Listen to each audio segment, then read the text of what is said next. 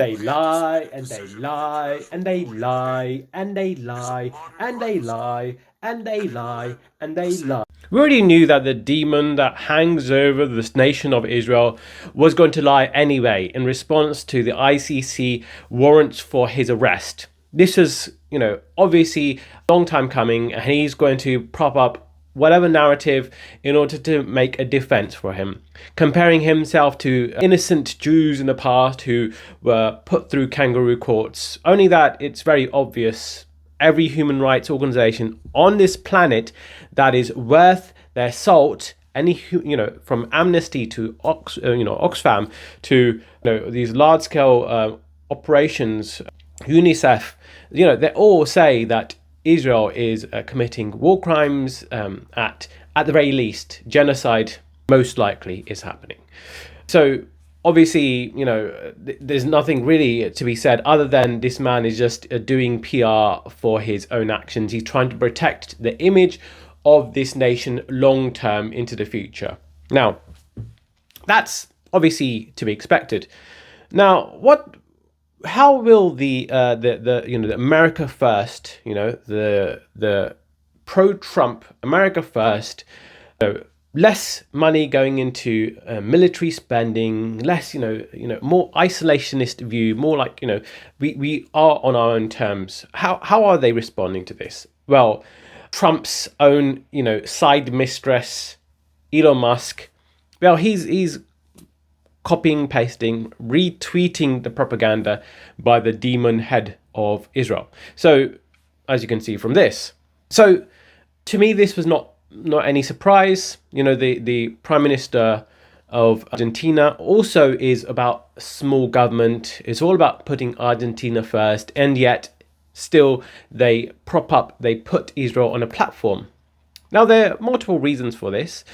And I'll go into this more in the future. But these people who talk about, putting their country first and, putting less money into military spending for Israel's own wars, they're not doing it. They're not saying that out of a sincere desire for reducing the overreach of government. No, they're only doing it because government has regulatory red tape that impacts the way these billionaires, these super rich, spend their money, and it is kind of a hindrance to their own power. Essentially, they want to reduce democratic oversight. They want to reduce as much as possible our ability to actually make a difference and have any kind of influence over foreign policy. So when they talk about smaller government, they talk about smaller government that affects them, not about the smaller government. When it comes to, not about government in general, that comes to foreign policy. They want to expand the government when it comes to foreign policy, when it comes to supporting countries like Israel. There's also other reason to explain this, because these people who self-identify as libertarians, they come at politics through a social Darwinistic worldview.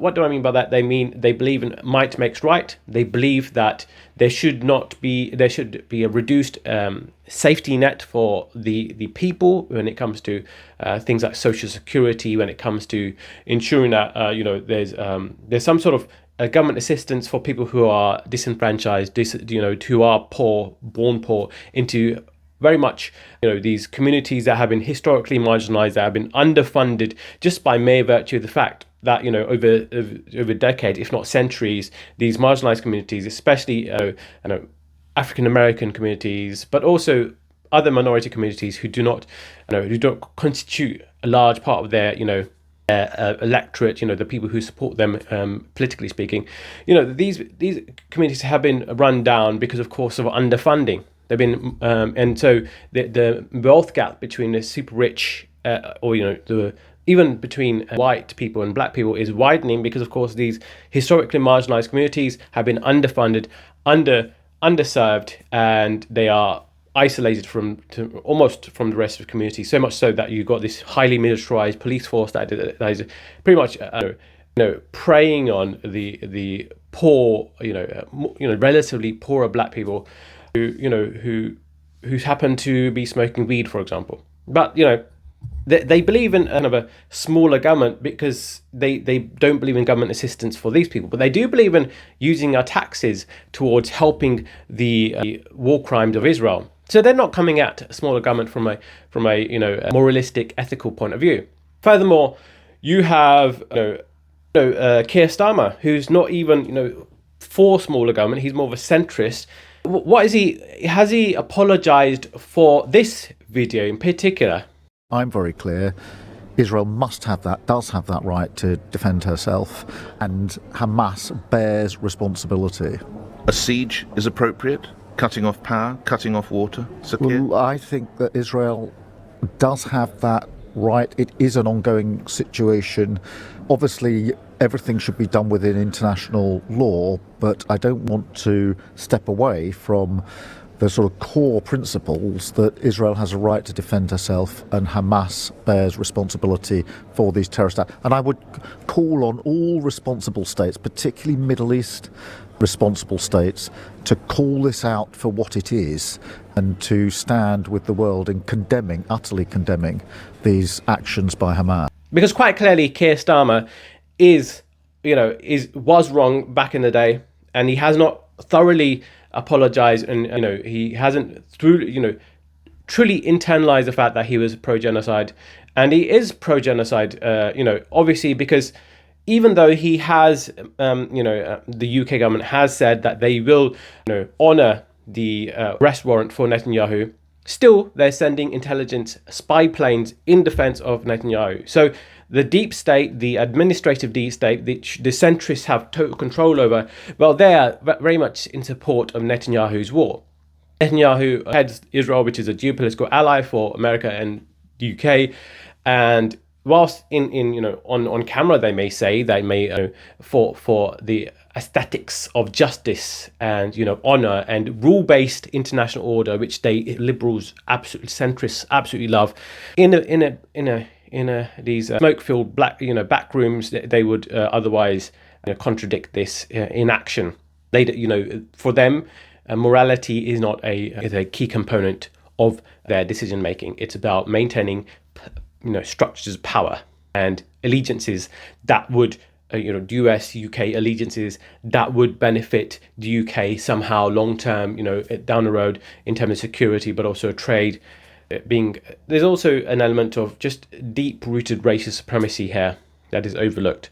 We look at the UK government likes to in the government in the education system likes to believe that we believe in we have a ethical equal opportunities society, but they don't believe in equal opportunities when it comes to the world stage, and in practice it's only it's rhetoric used to maintain some sort of stability within the system of the UK, but not actually truly internalizing it in a meaningful way.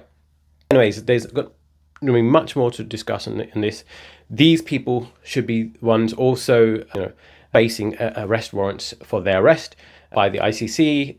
I'm gonna predict this long-term. Trump and his little mistress Elon Musk will try to dismantle, degrade the image of the ICC. Europe will, let's say, want to maintain some sort of air of respectability, so they might distance themselves from the rhetorics of the US, at the same time still ally themselves to the US, Israel.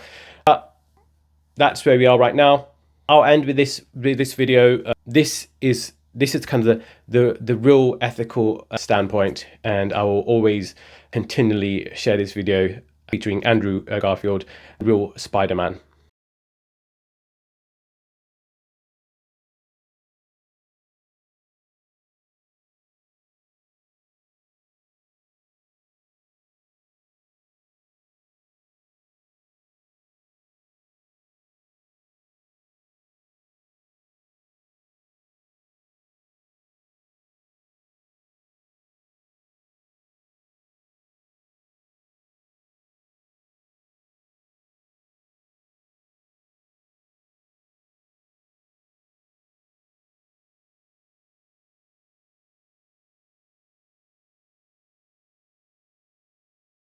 We should be putting our energy towards something that actually matters.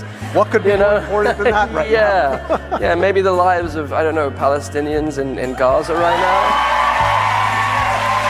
Maybe that's where we put our hearts and our energy. And anyone suffering, anyone oppressed, anyone that is suffering under the weight of the horrors of our world right now. Anyone who doesn't have a choice in you know,